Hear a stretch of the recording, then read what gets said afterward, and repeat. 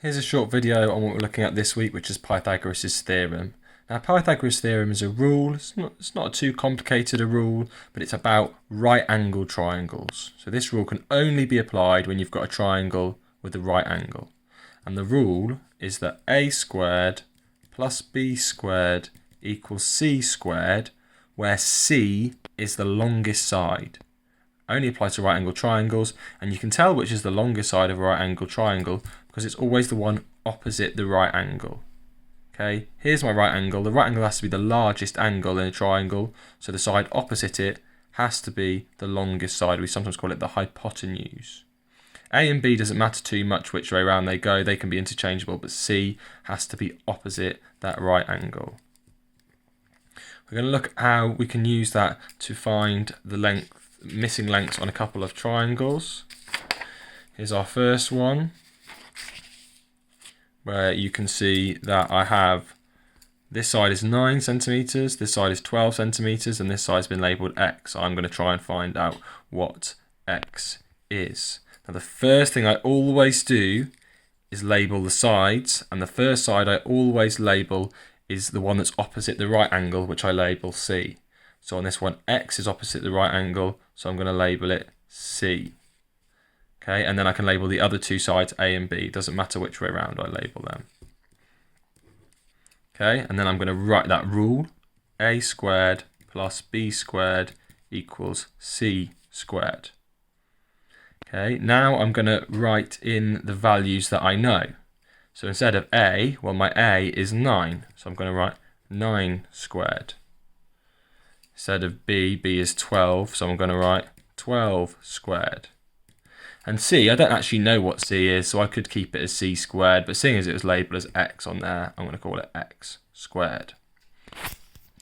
Now I'm going to mostly focus on my sort of manipulation here. I've got 9 squared plus 12 squared. Well, if I get on my trusty calculator, I can see that 9 squared plus 12 squared equals 225. So that means that is the same as 225, so X squared equals 225. So this length squared is 225. I don't want what it is squared, I just want what X is. So that means I'm going to have to square root both sides, my little equation that I've made. So X equals the square root of 225. Go back to my trusty calculator. Oh, I got rid of 225, never mind. Square root 225 is 15. So X equals 15 centimeters. That would be 9, that would be 12, and that would be 15. And I can tell it's bigger than those two, which is good, but it's not ridiculously bigger than those two, so that seems like a good answer, and that is the correct answer. I'm going to look at one more example in this video. I'm going to do almost exactly the same thing. Here we've got a triangle, 7 meters and 20 meters, and one we don't know here. I'm going to label that one Y and say that I'm trying to find Y. Again, just like before, the first thing I'm going to do is label the sides. Starting with C. C is that crucial one. C is the longest one. It's the one opposite the right angle. Here's my right angle. This is the side opposite, so this one must be C. And then A and B doesn't matter too much. Which way round you have them, it will work the same if you label it A and B or B and A. I'm going to write my rule. A squared plus B squared equals C squared, just like before. If you think you might be able to skip ahead a bit here, maybe you might pause the video, see if you can get ahead of me, and then come back and watch it, see if you did it right. Write the numbers in, so I can see my A this time is Y, so they're both letters, doesn't matter too much either way, but I'm going to change it to Y. My B is 7,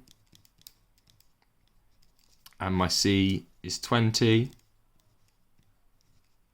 And I don't really like this 7 squared and this 20 squared. So Y squared has to stay as it is. Y squared plus, well, I know that 7 squared is 49. I know that 20 squared is 400. But again, I've got a little equation. I want to know what Y is. So I'm going to have to start getting the Y on its own. I don't want that 49 in the way. So I'm going to minus off that 49 to give me Y squared equals 351. So then I don't want that squared, I don't want Y squared, I want Y. So Y is going to equal the square root of 351, which according to my Casio is 18.734. So I'm going to put y is 18.7 to 3 significant figures. That's how you use Pythagoras theorem to find the missing sides of right angled triangles.